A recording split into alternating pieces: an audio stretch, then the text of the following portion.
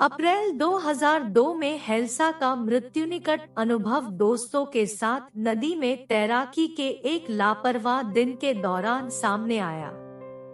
हालांकि मासूम दिखने वाली सैर ने एक खतरनाक मोड़ ले लिया जब हेल्सा ने खुद को नदी के गहरे और अशांत हिस्से में पाया और तेज धारा के खिलाफ संघर्ष कर रही थी। उसके दोस्तों के साहसिक प्रयासों के बावजूद वे समय पर उस तक पहुंचने में असमर्थ रहे और निराशाजनक स्थिति ने अपना असर दिखाना शुरू कर दिया।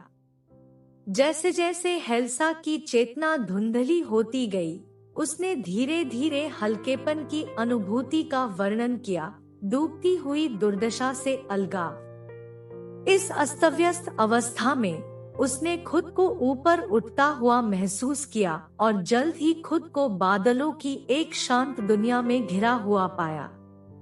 इस अलौकिक क्षेत्र में उसने जो अत्यधिक शांति और समाधान का अनुभव किया, वह उसके सांसारिक अस्तित्व में उसके द्वारा अनुभव की गई किसी भी चीज से भिन्न था। स्वर्गीय बादलों के बीच हेल्सा के सामने एक उज्जवल प्रकाश प्रकट हुआ, जो स्वयं को एक पवित्र आत्मा के रूप में प्रकट कर रहा था। आत्मा ने हेल्सा की अंतर्निहित अच्छाई और करुणा को स्वीकार किया, उसके निस्वार्थ स्वभाव और दूसरों पर उसके सकारात्मक प्रभाव की सराहना की। भावना ने हेल्सा द्वारा अपनी जिम्मेदारियों को पूरा करने और दूसरों की मदद करने की क्षमता पर संतोष व्यक्त करते हुए निस्वार्थ भावना के साथ जीने के महत्व पर जोर दिया। इन दिव्य शब्दों में हेल्सा को एक सर्वव्यापी प्रेम, एक पवित्रता महसूस हुई जो सांसारिक दायरे से परे थी।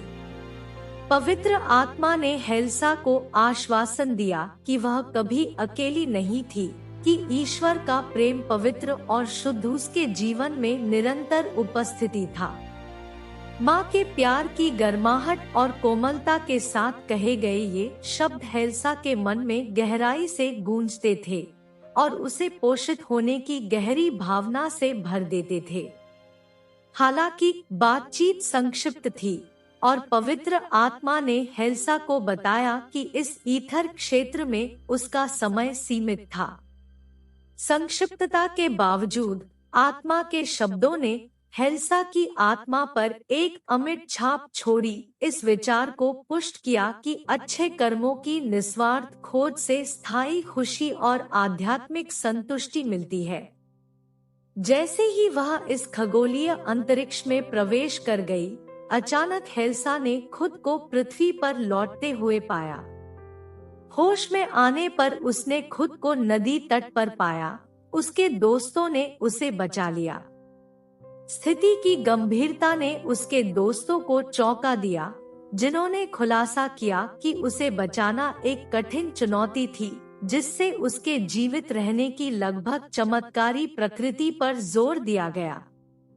अपनी मृत्यु के निकट के अनुभव से कृतज्ञ और गहराई से प्रभावित हेल्सा ने अपनी यात्रा का विवरण अपने दोस्तों के साथ साझा किया। पवित्र आत्मा के साथ साक्षात्कार, दिव्य प्रेम का आश्वासन और निस्वार्थता के गहन पाठ ने जीवन के प्रति उसके दृष्टिकोण को बदल दिया था। उस दुर्भाग्यपूर्ण दिन के बाद से हेल्सा ने जीवन में अपने दूसरे अवसर को नए उद्देश्य की भावना के साथ स्वीकार कर लिया है। खुशियां फैलाने और अपने आसपास के लोगों के जीवन पर सकारात्मक प्रभाव डालने की उनकी प्रतिबद्धता उन आध्यात्मिक पाठों को दर्शाती है जो उन्होंने परे के क्षेत्र में सीखे हैं। वह इस विश्वास से निर्देशित होकर आनंद और करुणा की प्रतीक बन गई है कि भावनात्मक रूप से वह जो अच्छे कार्य करती है, वे उसकी आत्मा और उससे जुड़ी आत्माओं की भलाई में योगदान करते हैं। हेल्सा की कहानी हमारे कार्यों के अंतर्संबंध और हमारे आध्यात्मिक कल्याण पर उनके प्रभाव की एक मार्मिक याद दिलाती है। त्रासदी के कगार से दिव्य प्रेम को अपनाने तक की उनकी यात्रा निस्वार्थता की परिवर्तनकारी शक्ति और अच्छाई के स्थायी महत्व को रेखांकित करती है। यह हमें सिखाता है कि जिस सकारात्मक ऊर्जा का हम दुनिया में योगदान करते हैं, वह न केवल हमारी अपनी नियति को आकार देती है, बल्कि परस्पर जुड़ी आत्माओं की बड़ी टेपेस्ट्री में भी प्रतिध्वनित होती है।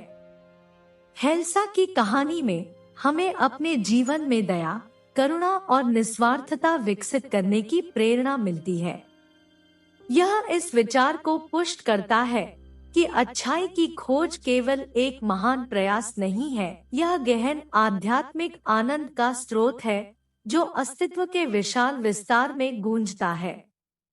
अपने अनुभव के माध्यम से हेल्सा हमें प्रेम की भावना के साथ जीने, हमारे अंतर संबंधों को संजोने और निस्वार्थ कार्यों में सुंदरता को पहचानने के लिए प्रोत्साहित करती है, जो आत्मा के बेहतर कल्याण में योगदान करते हैं।